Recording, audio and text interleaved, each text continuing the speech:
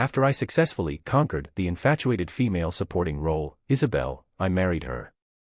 Life after marriage, though occasionally filled with conflicts, was generally peaceful and happy. That was until I heard that the male lead had divorced. Isabelle cried on the rooftop all night. That's when it dawned on me. The fate of the infatuated female supporting role is to wait for the male lead to turn back, a destiny that no one can change. So I gracefully exited the scene and left alone. When we met again, it was at my wedding with my fiancée returning to our country. Isabelle, who was her best friend, was also the bridesmaid at our wedding. Chapter 1. Vivien and I returned to our home country to hold our wedding.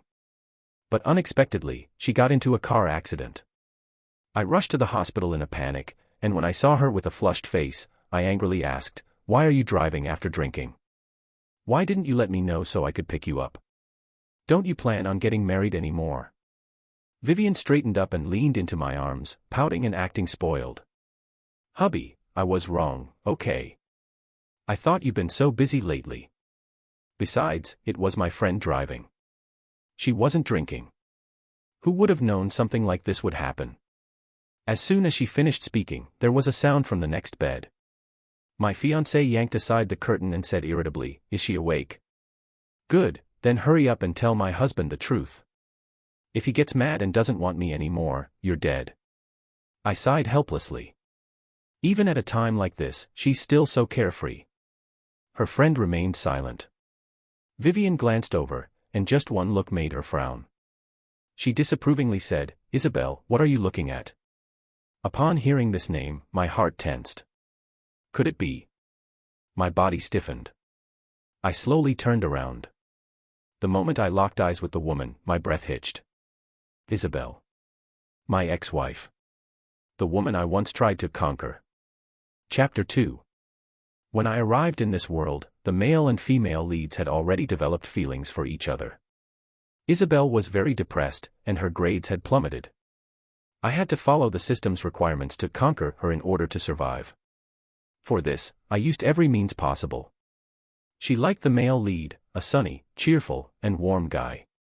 So I tried to mold my personality in that direction.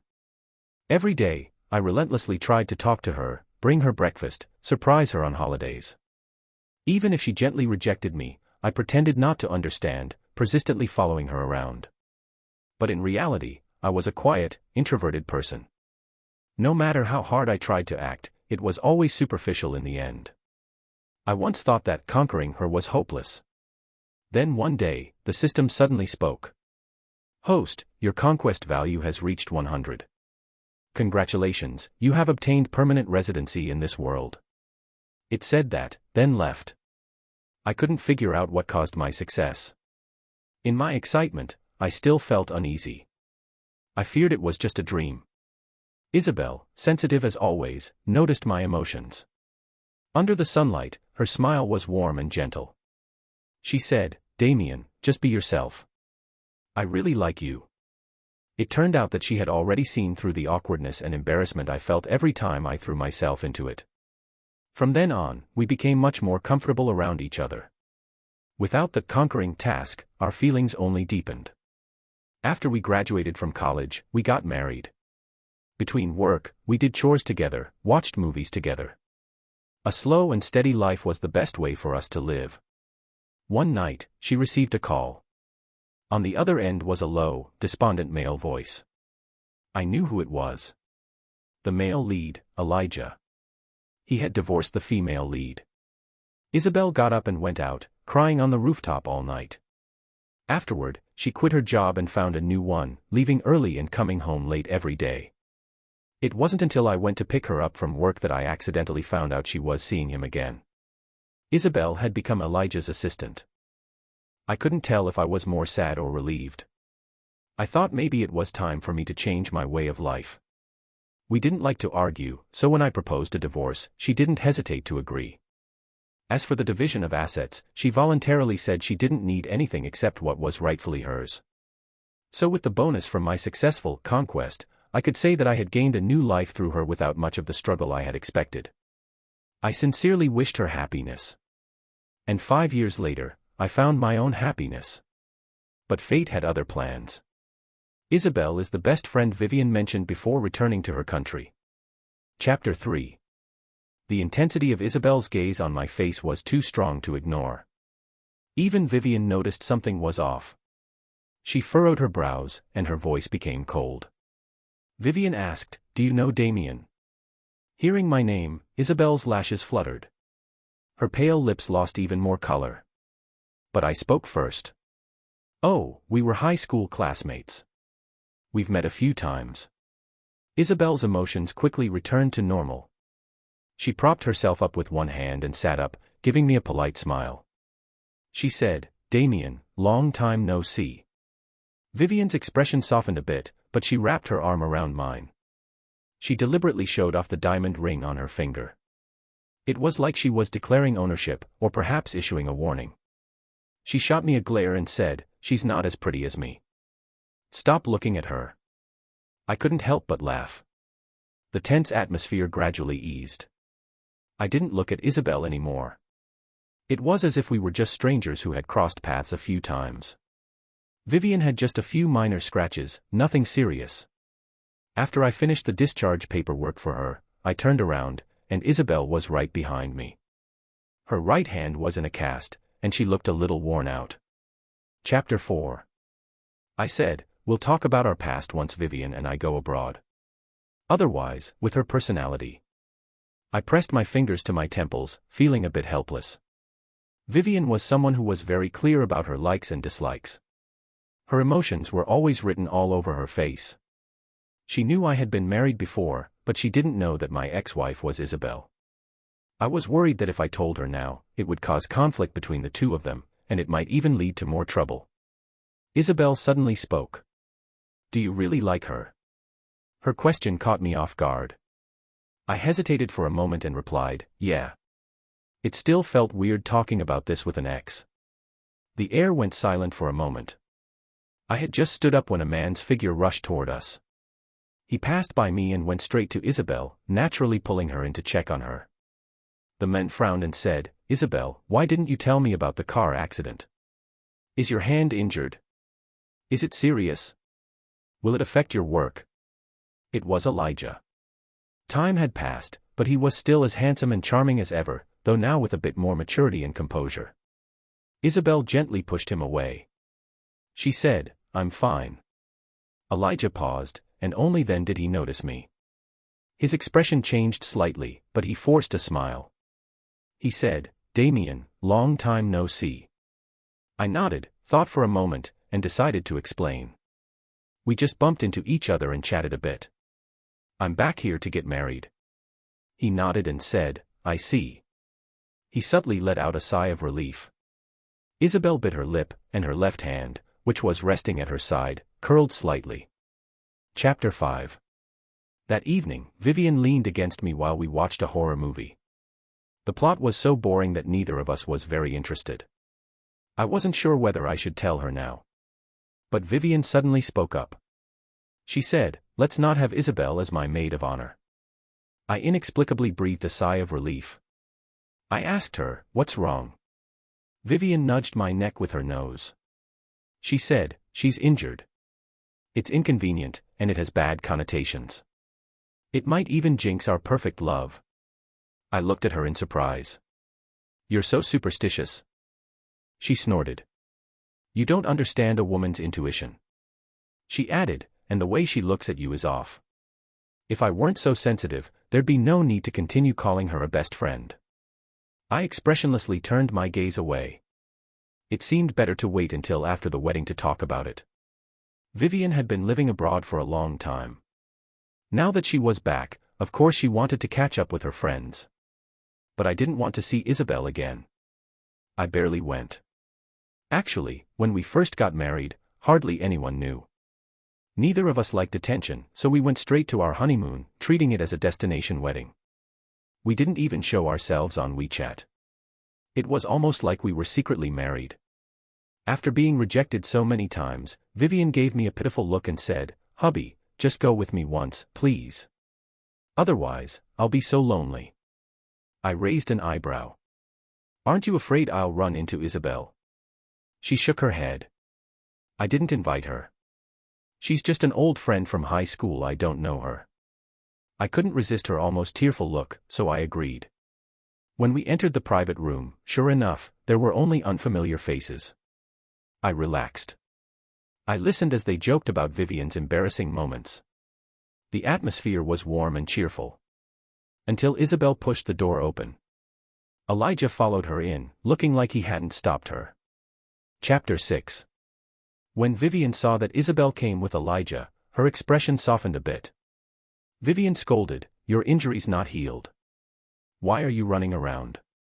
But Isabelle replied coldly, "It's not my leg that's hurt, so why can't I walk?" There was a hint of tension in her words.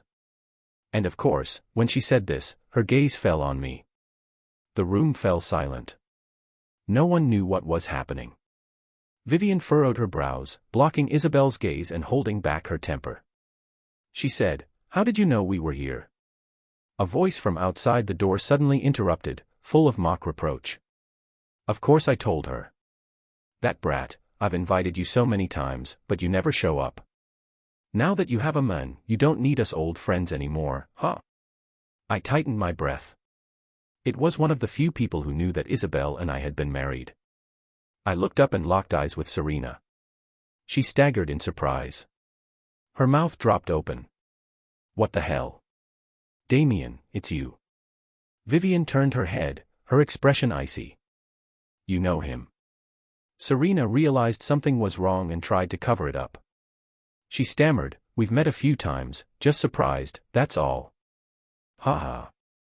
Vivien's lips turned pale, her fingers gripping the corner of her clothes, her body stiff as a drawn bow. Someone tried to step in to smooth things over. Unexpectedly, Vivien didn't press further. She said, "It's too late today. We'll skip the next round. I'm going home with my husband now." I stood up and took her outstretched hand. Feeling her tight grip, I realized how angry she truly was. I kept a calm expression, offering an apologetic smile to everyone. I said, "Sorry, we'll catch up another time." Isabelle's gaze moved away from our tightly held hands. She seemed like she had been drinking, her eyes red. She said, "He's my ex-husband." Chapter 7. Her calm voice was like a spark falling into a powder keg. It ignited the anger that was already about to boil over. Vivien suddenly yanked her hand away. She slapped Isabelle hard across the face. Breathing heavily, she yelled, "Why are you bringing this up now? What are you trying to say?" Elijah stepped in front of Isabelle, frowning. "Vivien, what are you doing? Isabelle's still injured." Vivien pulled her hand back and coldly sneered. "She's trying to seduce my husband. She deserves it." Elijah pointed at Vivien angrily. "Are you out of your mind? What nonsense are you talking about? They're in the past. You all grew up together."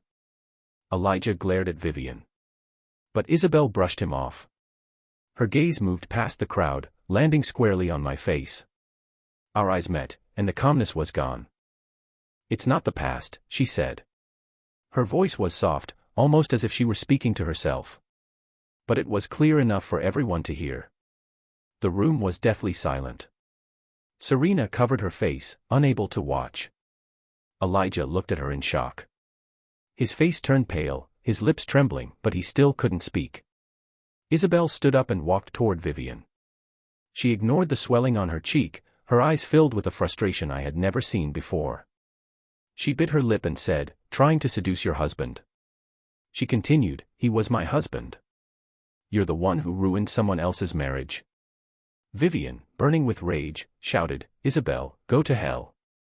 In the next second, she slapped her again. Each slap was harder than the last. Although Isabelle's hand was in a cast, making her unable to fight back, she wasn't willing to give up, constantly cursing. The two of them tore into each other right in front of everyone. This time, Elijah didn't intervene.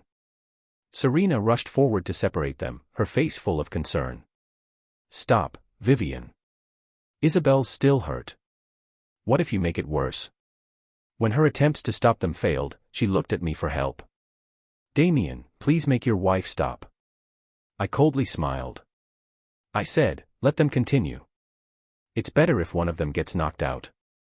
Both of them instantly froze. Chapter 8. The cool night breeze carried the salty scent of the river. It helped to disperse some of the anger that was still burning inside me. I looked coldly at the woman across from me, still injured, her face now with new marks. I asked, "Are you sober now?" She said, "I'm sorry." Isabelle lowered her gaze, not daring to look at me. I almost laughed in disbelief. I said, "Is this apology what I wanted? I thought I made myself clear that day." I inhaled deeply. I thought we both understood it was best to avoid certain situations. I had tried my best to avoid this kind of thing from happening. But what did she do? I looked at the shimmering river, then took a deep breath. I said, "Isabelle, I really don't understand what you're thinking. Why make everyone feel so uncomfortable?" Her voice choked. "I don't understand either. Just like I don't understand why you could leave so calmly back then. 5 years with no word from you." Isabelle lifted her gaze, and her whole demeanor seemed drowned in intense sadness. She said, "Damian, all these years I've been wondering, did you really ever love me?" I was stunned. I asked, "Does it even matter to say this now?" She said, "I want an answer." Her moist eyes stubbornly locked onto mine. I glanced over at Vivien, who was leaning against the car nearby. The wind picked up again, almost as if it brought her restlessness with it. Isabelle followed my gaze. The emotions in her eyes became even more obscure. I told her, "I once loved you. Later, you became my comfort zone, my habit, like bottled water. But it was never to the point where I couldn't let go." Chapter 9. Isabelle and I traveled to many countries for our honeymoon. When we arrived on a tropical island, the tour guide said it was a famous paragliding spot. This was a thrilling activity I had never tried before. The colorful arcs in the blue sky, accompanied by the cries of exhilaration. My heart raced, and my body started to heat up. I was eager to try it. But Isabelle grabbed my arm and said, "It's too scary. Can we do something else?" Yet her gaze never left the stunning view for a long time. I could clearly see the nostalgia in her eyes. Elijah had once shown me pictures of them growing up together. There was one of them paragliding when they were 15. I was curious. At that moment, was she afraid? Or was she secretly cherishing the unique memory they shared? Later I understood. Love becomes profound through differences. Isabelle was an outstanding interior designer. But after we got married, she didn't get involved in the decoration of our wedding home. At that time, I had a friend who mentioned how particular his fiancée was about the details of their wedding home's design, and I thought it was hard to understand. But after Elijah's divorce, Isabelle meticulously helped him design his new place. Every night, as she conceptualized the room designs, her eyes sparkled with a joy brighter than stars. That's when I realized she was designing their home according to their preferences because she wanted to have a long future with him. Elijah's ex-wife, who was the female lead of this world, came to see me once. She looked at me with pity. She said, "Your wife spends all her time with the men she once loved for years, and you don't mind at all." When Isabelle found out about this, she explained the situation to me. She said, "That woman cheated on Elijah but kept clinging to him, saying that since Elijah hadn't thrown away his things, he must still have feelings for her. That's why I wanted to help Elijah change his home. Hubby, don't misunderstand." She rarely showed signs of panic. I spoke gently. "It's okay. I don't mind." Isabelle seemed momentarily stunned. I truly didn't mind. I've always been a passive person. I measure my feelings based on how others feel toward me. Just like her feelings toward me and Elijah always fluctuated, with some parts lighter and others heavier. My feelings for her were also like that. When Isabelle's feelings for me were the strongest, I loved her. Gradually, love turned into a habit, and living a simple life together seemed fine. But now I felt more like I was embracing the freedom of breaking free from the chains. Both the male and female leads could break free from the established path and choose a different life. Why should I continue living this boiling frog life just out of habit? When the comfort zone is no longer comfortable, when habits no longer serve life, when I realize that bottled water isn't irreplaceable, like tap water, and it's not as refreshing as beer or soda, I knew it was time to change my way of life. On our third wedding anniversary, Isabelle had prepared a special dinner. When she saw me return empty-handed, she just frowned slightly. She said, "Tonight, it's just the two of us. I have something to say." We were still in sync, as always. My heart raced, and my body began to heat up, just like when I saw the paragliders. Except this time, I would take action. I nodded and said, "I also have something to say to you." In her expectant gaze, I smiled and pulled out a divorce agreement. I said, "Isabelle, let's get a divorce." Chapter 10. What did you say? Because whoever looks at you now seems like they're about to fall apart. Vivien casually squeezed my hand, seeming unconcerned, but her tone couldn't hide the underlying bitterness. I could tell she was upset, so I held her hand tightly. "Do you want to know?" I asked.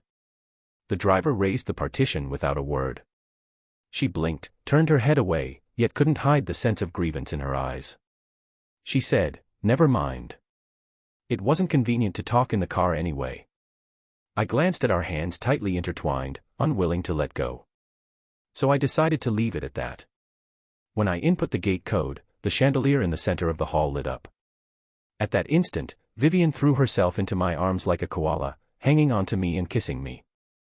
Vivien had always been the more passive one, but today her emotions were unusually intense. Her kiss was fiery and urgent, tinged with a hint of panic, as though she were refusing to wake up from a dream destined to be lost. So I lifted her up onto the entrance cabinet, and we deepened the kiss.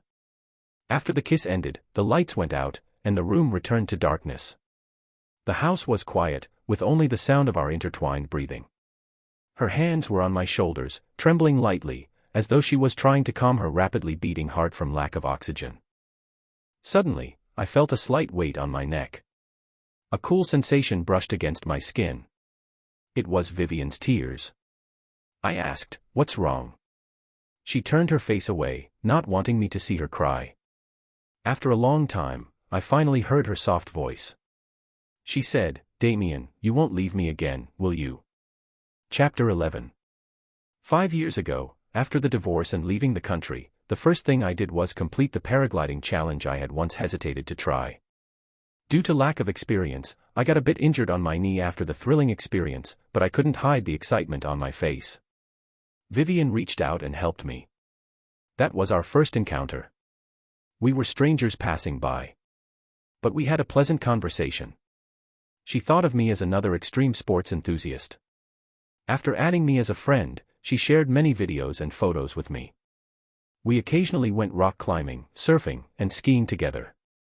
The few months we spent together were more exhilarating than the first half of my life. Vivien introduced me to her friends, slowly deepening my sense of belonging to this world. Once, after we became familiar with each other, one of Vivien's close friends teased, "I've known her for so many years, with so many people chasing her, yet she's never brought anyone with her like this. You'd better hold on tight." I didn't respond to that. My previous marriage wasn't a bad experience, and I wasn't opposed to starting a relationship naturally this time. One day, during a rock climbing event, the safety gear failed, and she got stuck midair. At that moment, I couldn't explain why, but even though I was almost hit by falling rocks, I swung over and saved her without hesitation. Maybe it was the suspension bridge effect, but she kissed me on the lips the moment I saved her. A fleeting kiss. When we landed, I followed my heart and formally confessed to her. Vivien's clear eyes reflected my own image. After a long while, she said, trembling, "No wonder Gina said today was my lucky day." Chapter 12. After we got together, Vivien was almost always around me. She memorized all my likes and dislikes and refused to let me interfere with her daily life. Even when we were briefly apart, she would report every little detail to me. Our friends often said that her thoughtfulness and care for me were almost inhuman. They couldn't imagine how a wild, adventurous girl like Vivien could be so clingy in a relationship. But I was the only one who noticed Vivien's hidden Yandere side. Her possessiveness was extremely strong, even to the point of obsession and madness. She couldn't even tolerate me having normal conversations with other women. But Vivien hid it well. All the undercurrents of her emotions were carefully concealed beneath her gentle facade. Until one day, I accidentally found the diary she kept hidden in a drawer. It was filled with an overwhelming, intense love for me. She had even chosen to use pain to control her emotions. I once saw her in the bathroom cutting her wrist, leaving streaks of blood. I had always been accustomed to reciprocating the same amount of emotion I received. But Vivien's feelings had gone beyond my understanding. I couldn't keep up. Continuing down this path would destroy us both, so I broke up with her. Surprisingly, she didn't beg or harass me. The following year passed quietly. But every time I woke up in the middle of the night, I would recall the scene in the bathroom. People are complicated. We can't just accept everything, nor can we be completely selfish. Then one day, I received an email from a ski resort. There was a graffiti wall there, and Vivien and I had both participated in a one-year activity. The ski resort promised to send us updated photos of the graffiti wall every year. It was a promotional tactic, but also carried beautiful memories. I opened the email and stared at it for a long time. There were no traces of other visitors. It had become Vivien's personal diary. The email was filled with detailed records of her life each week. She said she had listened to me and went to see a therapist. She said she had adopted a large orange cat and spent her free time taking it out to enjoy the sun. She said she had collected many rare horror films and hoped that one day we could watch them together. She said her cooking skills had greatly improved, and her friends all praised her. She said her wounds had scabbed over, and she wouldn't hurt herself anymore. A lump seemed to form in my chest, making it hard to breathe. I wasn't sad when I divorced Isabelle. I wasn't sad when I broke up with Vivien either. So why now, all of a sudden? The sorrow hit me after the fact, threading through my heart. It turned out I missed her too. Chapter 13. I said, "Vivien, take a deep breath and look into my eyes." She obediently followed my instructions. The warm yellow neon light from outside flowed through the floor-to-ceiling windows, illuminating her current helpless and fragile state, as if she were falling into an abyss. I cupped her face in my hands. Speaking slowly, each word deliberate, "It's precisely because I love you so much that I decided to wait until after the wedding to tell you this. You're afraid I'll leave you, and I'm afraid that because of my past, you'll hold it against me." Vivien's wet eyes filled with confusion. She sniffled and said, "You know I'd never think like that." I said, "Of course I know." I knew her too well. She would only fall deeper into anxiety, constantly fearing that I would leave her. And at its worst, she might hurt herself again. All I could do was give her enough security. I said, "But I don't want anyone to influence our wedding." "You wanted to know what I said to Isabelle, didn't you?" Vivien tightly pressed her lower lip, lifting her head to look at me. I said, "I told her I love Vivien very much, and I hope you stay away from us. Don't try to sow discord between us." I asked, "Now do you understand how much I love you?" Her eyelashes fluttered, as if she had become shy. She weakly leaned into my arms, responding softly. I asked, still worried. She nodded, her voice filled with grievance. "Yes, I'm worried." I sighed in relief. This was what I got for indulging her. But I was willing to spoil her. I leaned down and kissed her cool earlobe. I smiled and said, "So shall we enjoy tonight properly?" Vivien trembled, and the next moment, my arm muscles tightened. I carried her back to the bedroom. Patiently, again and again, I made her feel my love for her. Chapter 14. Elijah stood at Isabelle's door for a long time. The fatigue and sorrow were etched deeply in his brow and eyes. He sighed, raised his hand, and input the code to unlock the door. Today was Isabelle and Damian's wedding anniversary. The decorations inside were exactly the same as 5 years ago. A vase with freshly changed flowers. A chessboard on the table, unfinished from a game Damian hadn't completed. In the closet, Damian's clothes were neatly hung. Isabelle naively thought that Damian would come back eventually. But he was about to remarry. What exactly was she still holding on to? Elijah walked straight to Isabelle's art studio. Isabelle had the lights on, absorbed in her drawings, not even glancing at him. The wastebasket was full, with several crumpled draft papers scattered on the floor. The food on the table was cold. She hadn't touched it. She was stuck in here, drawing day and night. Elijah finally exploded. He shouted, "You're not going to the office, you're not eating. What exactly are you doing?" Isabelle's eyes were deeply bruised, but she didn't seem tired at all. Her voice was filled with longing as she said, "I'm designing the wedding home for me and Damian." Elijah froze. He remembered the pain of being betrayed when he had just divorced, with no one to share it with. When he snapped back to reality, he had already called Isabelle. To him, Isabelle would always be his safe harbor. Elijah knew that Isabelle had feelings for him. Unable to reciprocate them, he had always felt guilty. That's why when Damian appeared, he genuinely wished them well. He told Damian about Isabelle's favorite movies and novels, and shared her hobbies to help him understand her better. He even invited the four of them to travel together. But when he heard the news that they were together, he realized that the smile on his face was starting to fade. A voice inside told him, "This isn't right." This subtle feeling reached its peak on their wedding day. When he saw the simple text on the WeChat moment, he felt a lump in his throat. He couldn't help but wonder, will Isabelle really fall for someone else? Will she still care about me like she did before? That answer came to him in that phone call. Her voice was as caring and thoughtful as always. No matter what he said, Isabelle would immediately be there for him. Elijah sighed in relief. A smile unconsciously appeared on his face, but then he realized something was off. Isabelle was already married. He wasn't a bad person, so how could he keep thinking about someone else's wife? He just wanted someone to talk to. He had always seen Isabelle as a little sister. He couldn't just say that now that she was married to Damian, and he wanted to chat with his little sister, and she wouldn't be allowed. There was nothing inappropriate between him and Isabelle. Elijah thought this to himself. So he felt justified in asking Isabelle to come work as an assistant at his office, hoping that his ex-wife would think he was already involved with someone. He also asked her to help design his house, erasing any trace of his ex-wife's presence. Occasionally, Elijah would ask Isabelle to deliver documents to his house, and they'd casually discuss the house's design details. Isabelle agreed, and she seriously worked on the design. But Elijah couldn't read any guilt or unease in her clear, calm eyes. It was this very attitude that made him feel uneasy. He instinctively asked Isabelle, "You coming here? Damian won't mind, right?" Isabelle paused for a moment, then remained silent. Elijah felt a sense of discomfort rising in him. He had a premonition that the answer would not be what he wanted. Isabelle said, "My anniversary with my husband is coming up. I've finished the design, and your ex-wife isn't bothering you anymore, so I guess I can quit now." Elijah's mind went blank. The days of coming and going together reminded him of the time when they were inseparable.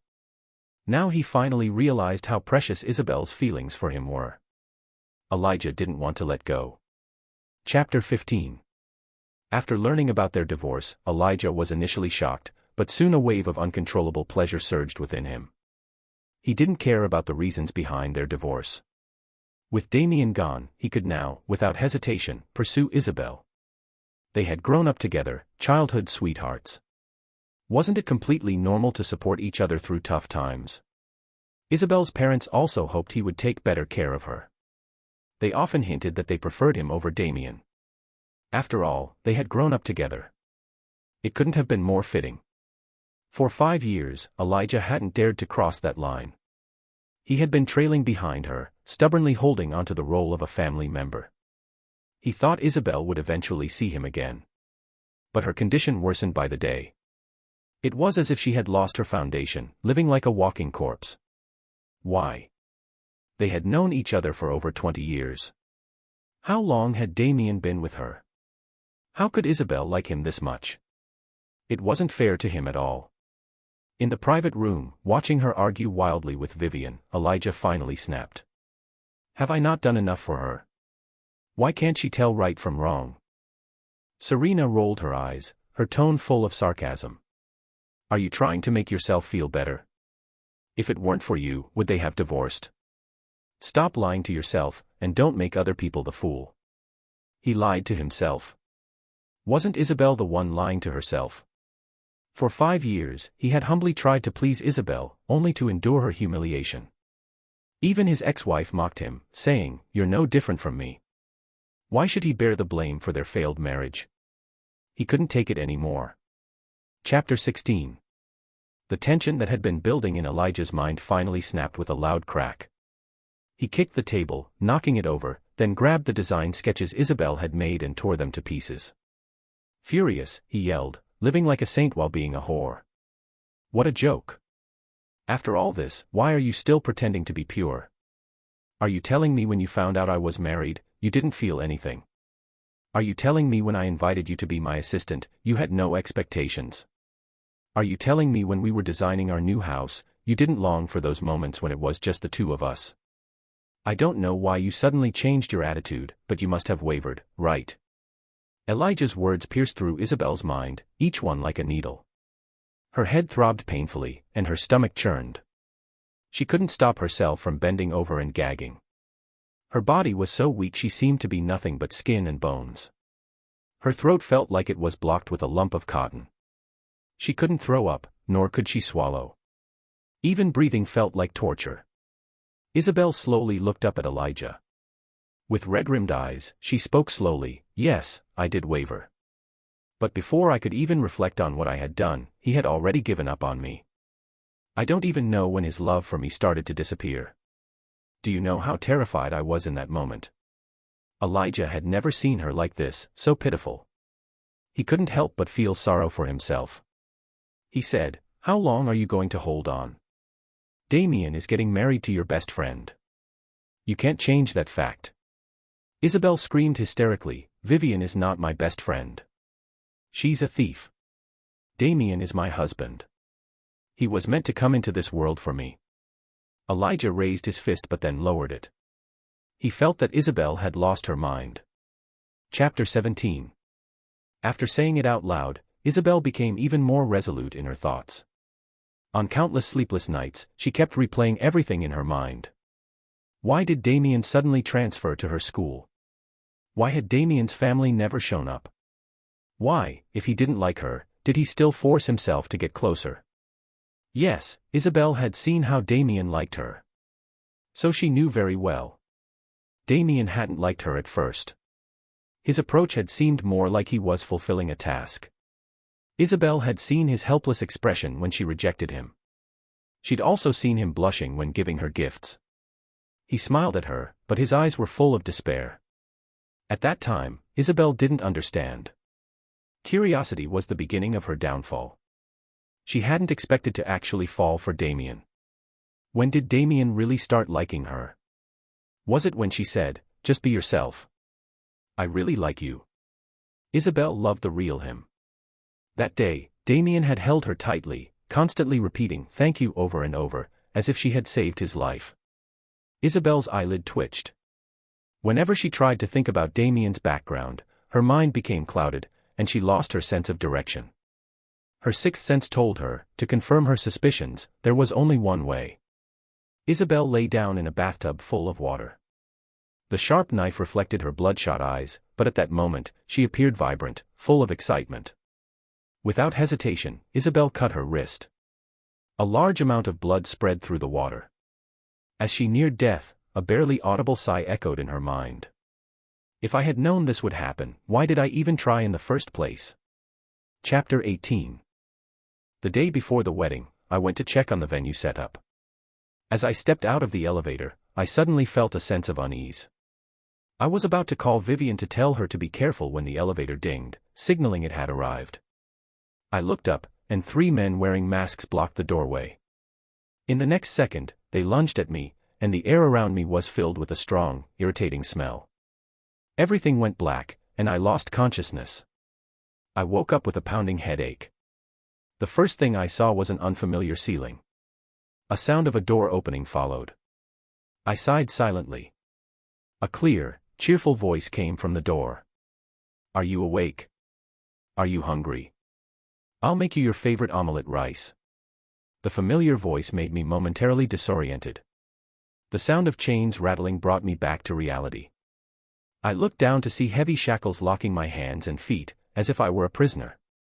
I sighed, unable to understand how Isabelle had become a Yandere. I said, "Isabelle, people's feelings change. I don't like omelette rice anymore." She looked terribly thin. Her eyes, usually filled with a gentle smile like spring water, were now hollow and sickly. Isabelle paused for just a moment, then curved her lips into a smile. It's okay. I'll make whatever you want to eat. A wave of exhaustion washed over me. How did we go from parting on good terms to this? I asked, what do you want to do? Isabelle's voice was light. She said, I just want my husband to come home. I frowned, sensing something was very wrong with her state. I said, how long do you think you can keep me here? The groom has gone missing. Won't they call the police? Isabelle, it's not too late to turn back now. We stared at each other across the space. Isabelle suddenly smiled. She said, honey, everything in this world is fake, but you are real. No one can find us. She walked closer, sat down on the floor with her knees hugged to her chest, and looked up at me. Her eyes sparkled with a longing and hopeful smile. She said, we will love each other and stay together here forever. My heart nearly stopped. It took me a long time to find my voice again. I asked, what did you find out? Chapter 19. Isabelle didn't answer me. And just as she had said, it had been half a month. No one had found this place. The confusion in my heart grew heavier. With the advanced surveillance systems in place, there was no way they couldn't find a clue after so many days. Unless there was a force beyond this world interfering. Could the system have malfunctioned again? Isabelle, like a patient who had regained hope, returned to her usual light-hearted self. Every day, she would excitedly push me around the house in a wheelchair. She said, look here, this is the study I designed for you. When you're tired from work, you can lie down in the rocking chair and rest. Here, this is the entertainment area. We can play chess or cards here in our spare time. She said, this is the open kitchen. Didn't we always think the kitchen was too small for two people before? Now it won't be a problem. I paused for a moment, realizing her intent. Isabelle was making amends. This was the new wedding home she had designed for us. I found it absurd. I asked, don't you think it's too late? Isabelle paused. She said, it's not too late. We still have a lot of time. I looked at her, my tone calm as I said, I don't like you. No matter what you do, I won't like you. Even if you keep me trapped here, in the end, all you'll have is a corpse. As soon as the words left my mouth, a cool tear dropped onto the back of my hand. Isabelle was crying. In her eyes, I saw my own increasingly weak reflection. The false mask she wore shattered, revealing immense fear and confusion. She choked on her words. What should I do? What should I do to get you back? I shook my head. Let go. We are just strangers passing through each other's lives. There's no need to pay such a high price. But Isabelle shook her head violently. I won't. I've already felt the price of letting go once. Damian, to me, you are a home. You are oxygen. You are like tap water. I once thought you were just a part of everyday life, but now I realize, losing you, I can't live without you. The swirling complex emotions within her were ultimately replaced by resolve. She raised her hand and wiped away the tears from the corner of her eye. She said, I won't make the same mistake again. Chapter 20. I began making demands of Isabelle. To my surprise, she was overjoyed. I said I didn't like sitting in a wheelchair, so she unlocked my shackles. But since there were supernatural forces at play, I couldn't recklessly confront her. The apartment was on the 5th floor, and she had locked the door with a high-security anti-theft system, making it impossible to break in by force. So she was confident that no matter how much I wanted to leave, I was helpless in my current situation. Unfortunately, Isabelle's impression of me was still frozen in time 5 years ago. After she left the house again, I went to the storage room. There, I found a window that could be pried open. The wall had enough footholds for climbing. I had become skilled at extreme sports over the years. Escaping from the 5th floor was child's play for me. I pried open the window and began my descent. The evening breeze was cool against my skin. My body moved with practiced precision, finding each grip point with ease. When my feet finally touched the ground, I felt a surge of relief. But just as I was about to run, a familiar voice stopped me cold. Damian, where are you going? I turned around. Isabelle stood there, her face expressionless. In her hand was a syringe filled with an unknown liquid. My heart sank. She walked toward me slowly, her footsteps echoing in the quiet alley. I told you, no one can find us here. Did you really think I wouldn't prepare for this? I backed away, but she was faster than I expected. Before I could react, she had already plunged the needle into my arm. The world began to spin, and darkness consumed me once again. When I woke up this time, the shackles were heavier. The chains were thicker. And Isabelle sat beside me, gently stroking my hair. I'm sorry, she whispered. I can't let you go.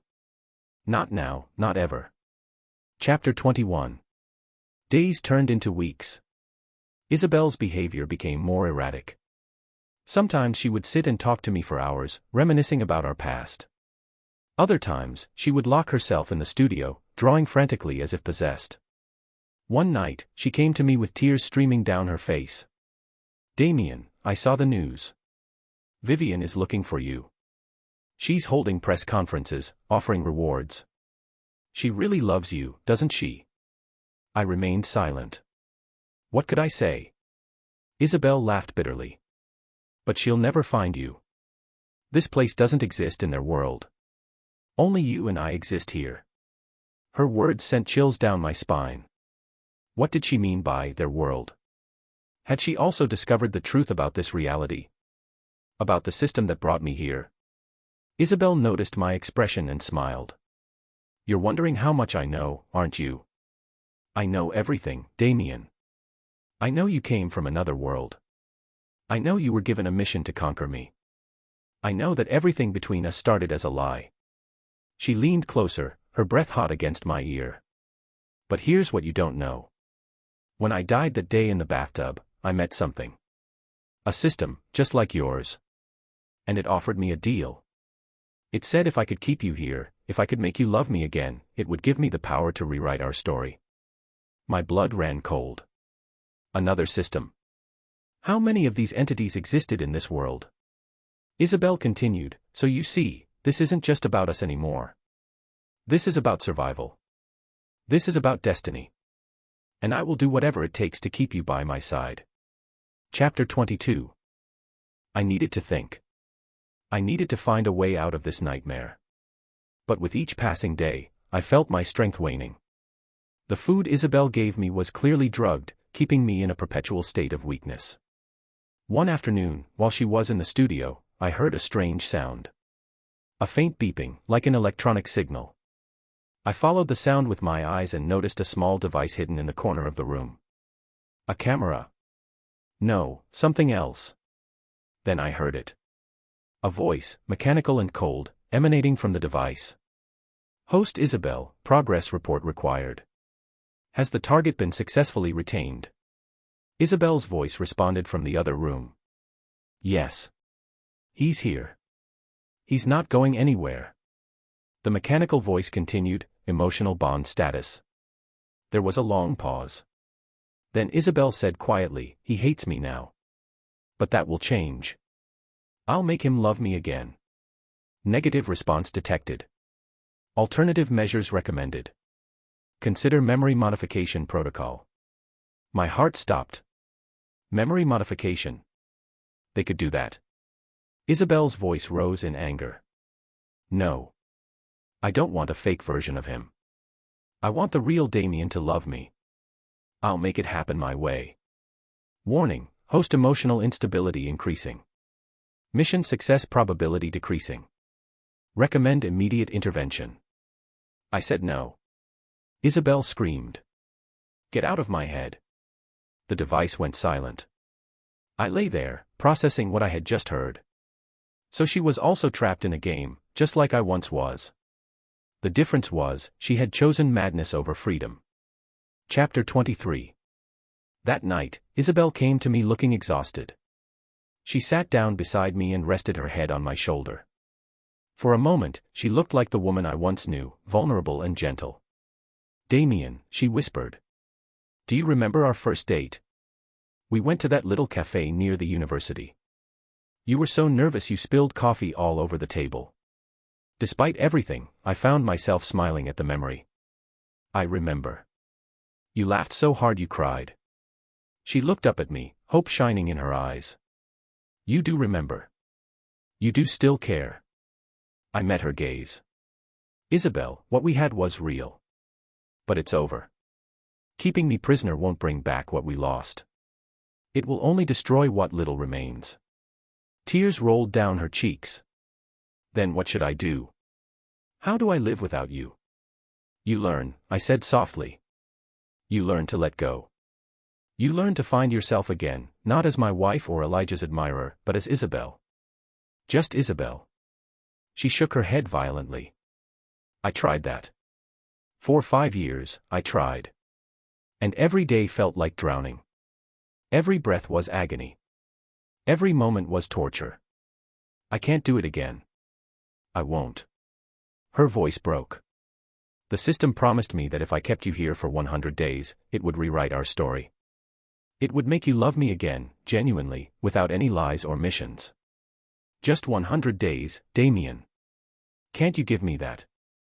I looked at her, at this broken woman who had once been so full of light. And I realized something. We were both prisoners. She was just as trapped as I was, maybe even more so. Isabelle, I said quietly. Even if the system rewrites our story, even if it makes me love you again, it won't be real. Deep down, you'll always know the truth. You'll always wonder if my love is genuine or just another program running in the background. Is that really what you want? She stared at me, her eyes wide and uncertain. For the first time since my captivity began, I saw doubt flicker across her face. Chapter 24. The next morning, I woke to find my shackles unlocked. Isabelle sat across from me, her face pale and drawn. On the table between us lay a single key. Go, she said simply.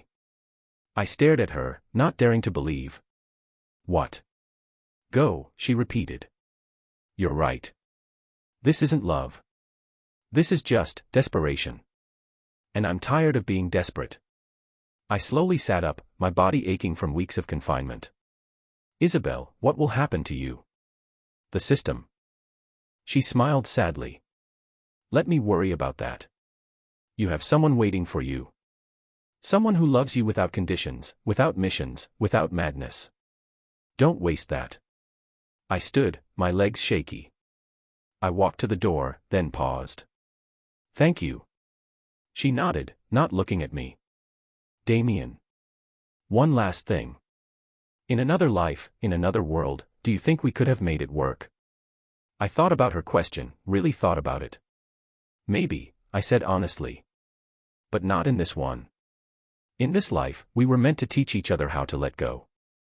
With that, I walked out the door, leaving Isabelle alone with her thoughts and her systems and her broken dreams.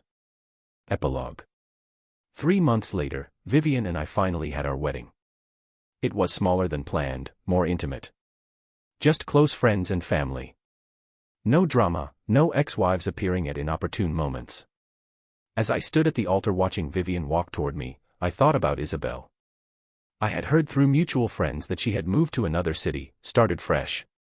She had even begun dating someone new, a quiet artist who painted landscapes. Elijah had also moved on, surprisingly ending up with Serena. Life, it seemed, had a way of sorting itself out. Vivien reached me, her eyes shining with happiness. Ready, she whispered. I smiled, genuinely, completely. More than ever. As we exchanged vows, I felt something shift. A weight lifting, a chapter closing. The system that had brought me to this world had been silent for years, but in that moment, I felt it completely disappear. I was no longer a player in someone else's game.